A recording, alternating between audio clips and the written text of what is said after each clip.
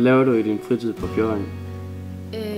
Det er meget forskelligt. For det meste så rider jeg, eller også så ser jeg bare er sammen med nogle andre. Jamen, jeg ordner vel en masse praktiske ting, sådan noget som vasketøj og sådan noget, så nogle gange så sidder man også bare og ser Netflix og spiser popcorn. Jeg er så meget sammen med min kæreste, og så snakker jeg sådan meget med hende.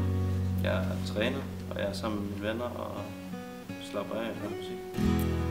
Jeg bruger tid i træværkstedet og i billedkunst og er kreativ derovre. Jeg spiller musik.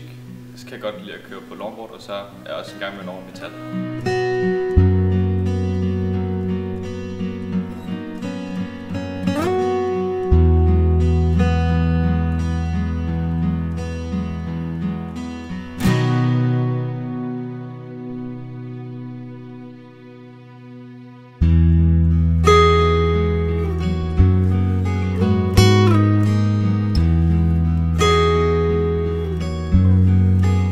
Derhjemme, som det kan mulighed for her? Altså, jeg arbejder derhjemme, det kan jeg ligesom ikke rigtig her. Så mine venner derhjemme, de bor jo langt væk herfra, så får jeg heller ikke se, når jeg er her. Jeg havde et job, så jeg er på arbejde, og jeg spillede håndbold. Ja, jeg spillede rigtig meget computer hjemme. Jeg spillede Counter-Strike. Jeg drak meget øl og sådan noget. Det kan jeg ikke så godt her. Hvad har du så erstattet det med? Vand. En helvedes masse Netflix og vasketøj, tror jeg.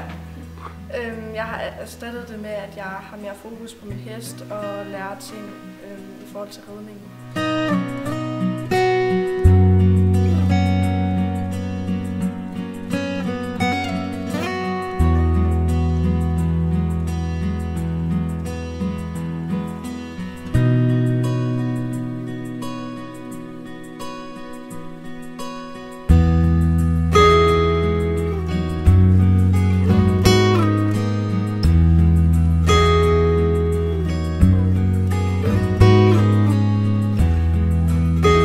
Har du tid til alt det, du gerne vil nu?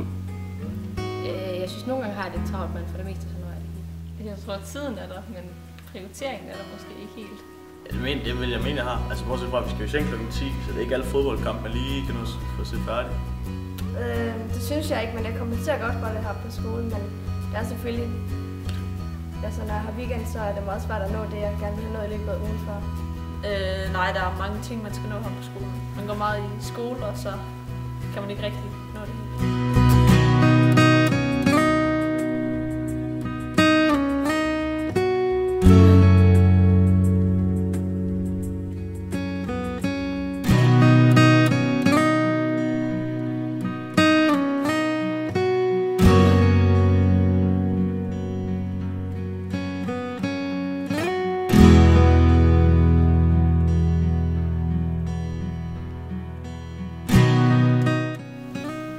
Og hvad gør fritiden for fællesskabet?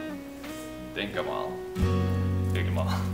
Den gør det muligt for os at være sammen på andre måder end i klasser og være sammen med folk, vi ikke har timer med. Det styrker fællesskabet rigtig meget. At vi kan være sammen og ikke bare få instrukser på, hvad vi skal gøre, men også hygge os og have det sjovt. Det gør, at man har tid til at være sammen med dem, man vælger at være sammen med. Så i timer og sådan noget, så er det ofte et fællesskab, man ligesom er tvunget ind i, men når vi så er fri, så må vi selv vælge. Det er også meget rart. Man bygger vel lidt sit eget fællesskab op ved at samle nogle folk og så have en fælles interesse.